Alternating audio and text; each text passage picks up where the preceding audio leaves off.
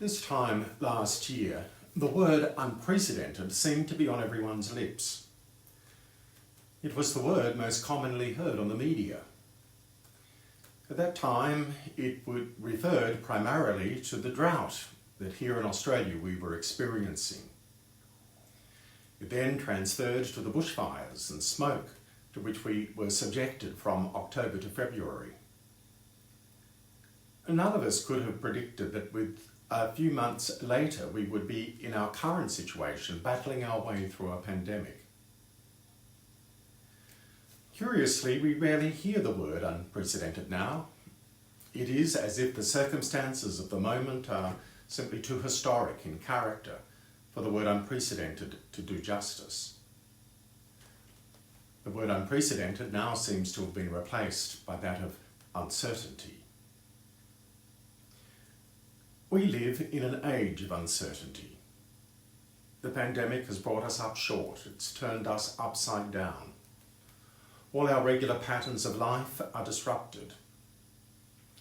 We were hopeful that this may be short-lived, that soon life would return to normal, albeit informed by the lessons we had learned through March to May. Yet we're now beginning to intuit that we are in the grip of a pattern that may last for many, many months, if not several years. I think we've stopped wondering what life might be like after the pandemic. We're now more immediately concerned with how we are going to live now, and even how we're going to survive, as the situation promises to continue without an end in sight. Accounts are that people's mental well-being is under stress. We are becoming disoriented, despondent. Depression is on the rise. It's natural to close off and to close in as we try to make sense of what might be happening. In a certain way, Jesus is no different. In the Gospel of this Sunday, we hear a story about a major loss in his life. His first mentor, John the Baptist, has been killed. Not only is this a huge personal loss for Jesus, but it also signals to him the real consequences of preaching something different. Naturally, the news of John's death frightens Jesus. It unsettles him. He wants to be alone, to come to terms with his loss and what is happening. So he gets into a boat and goes to a lonely place. At this point in his life, the last thing Jesus would have been wanting to see would have been a large crowd. We can only imagine his initial reaction when he sees the people. There must have been every inclination in him to get back into his boat and to avoid them.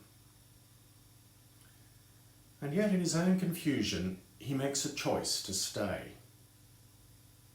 At this time of immense disappointment and anxiety, Jesus makes the decision to stay present to the crowd, to reach out to the people and to nurture them.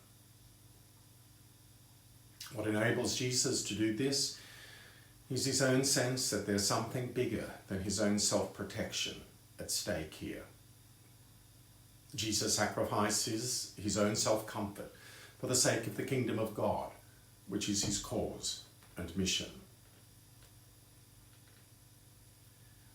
We are in a situation of widespread unease, uncertainty, of despondency. In our relationships, in our family life, in our work, often enough we do not feel like reaching out, being present to others in the way that they are needing or asking. But we too can feel like getting into our own little boat and heading off into the middle of the lake where no one can reach us.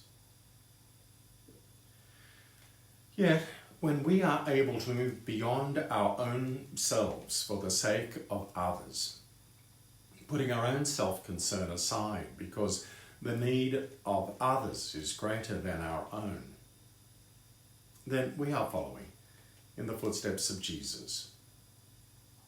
It's easy to be present to others, to share with others, to reach out to others, and to respond to others in their vulnerability.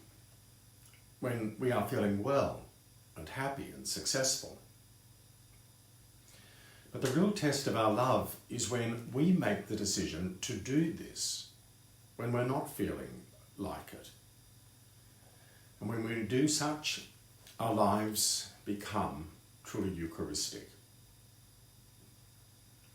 This brings us to the heart of the gospel story given us this Sunday. The story of the feeding of the 5,000 is one essentially about the Eucharist. We know this because the account hinges on the Eucharistic formula of taking, blessing, breaking, and sharing bread. Wherever in the Gospels we come across this pattern of action, we know that the writer is actually saying something to us about the Eucharist. The story of the 5,000 being fed takes us to something of the heart of what we celebrate in Eucharist. From just a little, an abundance is reaped. Our own 5 loaves and 2 fishes, in other words, our own small stumbling efforts to go beyond ourselves, to share with others from just the little we have an effect much greater than we can imagine. Those efforts are truly blessed. They give life to others. And our own hungry hearts themselves become mysteriously satisfied. Let us give to others beyond where we feel comfortable. Let us celebrate the mystery of Eucharist in our lives, a mystery of abundance in the presence of little.